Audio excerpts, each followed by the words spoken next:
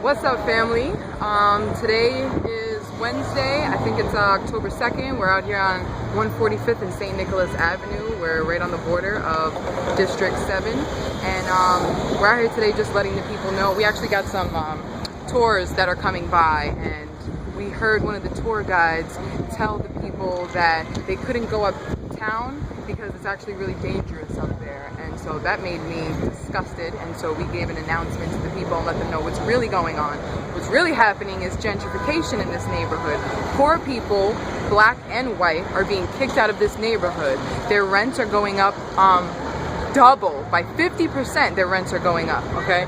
They're being removed from their buildings. Anybody who's on Section 8 right now and has a 2-bedroom apartment and is living with their child, they're being downsized to a 1-bedroom apartment because they're saying that the living room is actually a bedroom for that child. Anybody who has had an apartment out here for generations, they're not able to pass it down to their family members. They're taking it from them. There are people who have been asking to have repairs on their apartments. They don't have heat, they don't have hot water. They're asking for repairs.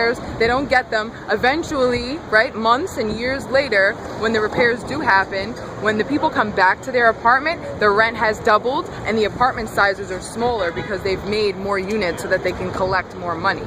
And so I want everybody out here to know that they have an option that is not a corporate puppet. They can choose somebody who is with the Green Party that actually cares about the people of this neighborhood and the people of New York City, you know? The Green Party believes in what I believe in, and we're talking about feminism and gender equality, and we're talking about personal and collective responsibility. We're talking about social equality. We're talking about saving our environment. There won't be a Democrat or a Republican or a Green Party if we don't save our planet. Like, we're on one planet, and we have to stop thinking about our country or our neighborhood. Like, this is one planet, and when you destroy one part, it moves on and it destroys all the rest of the planet too.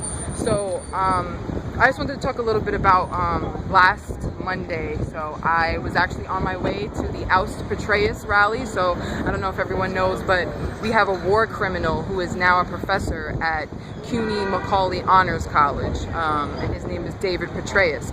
And so some really brave CUNY students have been filming and protesting against him, and 6 of them were arrested. So I was planning on going down to that rally, and I'm not paying for the MTA system because we pay taxes, and this is supposed to be a free public transportation system. And if you're poor in this city and you don't have the money to travel, then you get arrested. And I'm seeing that happen time and time again. It's happening to a guy that I know who's standing on this corner right now. And anytime that I've ever been arrested for filming the police or protesting against police brutality, that's what most of the people are there for asking for a swipe or hopping the turnstile, right? So if you're poor, you're criminalized in this city. So I don't pay for the MTA. And so this time I walked into the train, I asked 2 uniformed police officers for their permission to get onto the train. They told me no, ask the MTA person. And when I asked the MTA guy, the cops came over and told him, don't let her on the train.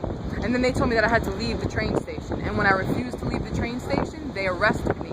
They charged me with 3 counts of disorderly conduct, trespassing, obstruction of governmental administration, and resisting arrest. And when I stood before the judge, the public defender did a horrible job. Because she's inexperienced, she did a horrible job at defending me.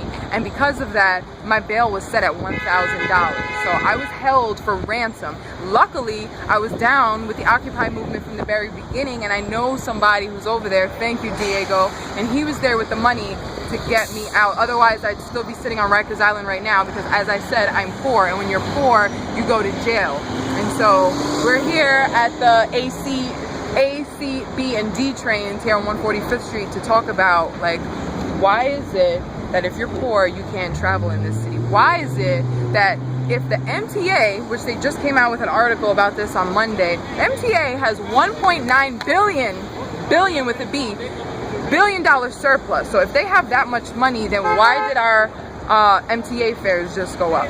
Why is it that they're going to go up again in 2015? Why is it that kids who are being mandated to go to schools that don't even give them music classes, why are they being arrested when they don't have the fare to travel to their schools? It's absurd. I want to make sure that poor people are not being criminalized in this city. I want to make sure that the families that have been living here for generations are not being kicked out of their homes. My opponent won't even respond to our calls. He won't respond to our request for a debate. And it's a problem. We haven't seen him since the primary elections. He thinks he's moving on to this general election unopposed, and it's not true. And I want the people out here to know that they have a young woman who has gone through the public education system, who has been in poverty before, who has experienced discrimination because of my gender, because of my race, because of my class strata. Like, I don't think it's fair what we're going through, and I don't think it's fair for a wealthy white man who's made a lot of promises to big business to pretend like a young Latin woman does not exist. It's not fair, Mark Levine, and you know it. And so I just want the people out there to know that, like, I'm a kid who almost got forgotten. People didn't really care if I made anything of myself. They just wanted me to be working for corporations. And I escaped that. And I want all the other kids of my neighborhood and of this city to know that it's possible that you can escape this too. And we can't let this guy in. Like, you know, we have 168,000 people in this district, and it's totally possible to win this election. So what I need everybody out there to do is to tell people that you know who Christina Gonzalez is. Let them know that I'm running for District 7. Get on the internet and spread the word that way. You can go to my website, freestina.com. You can click on my YouTube, my Twitter, my Facebook, my Instagram links, and you can spread the word that way. Please let the people know, because unfortunately the mainstream media is not going to talk about me. It's not sensational enough. Don't listen to what's on your TV. This is the real media. This is citizen journalism. That's how it's done. And thank you, Caleb, for getting the word out there. Peace.